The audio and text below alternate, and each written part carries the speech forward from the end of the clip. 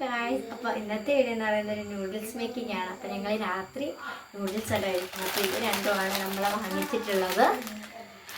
ഇത് രണ്ട് സെപ്പറേറ്റ് അല്ല കേട്ടോ, നമ്മൾ ഇത് രണ്ടും മിക്സ് ചെയ്തിട്ടാണ് ഇന്ന് ഉണ്ടാക്കാൻ പോകുന്നത്. ടേസ്റ്റ് എങ്ങനെ ഉണ്ടെന്ന് ഒരു ഐഡിയ ഇല്ല. അപ്പം നമുക്കിത് ഉണ്ടാക്കിയിട്ട് കാണാം.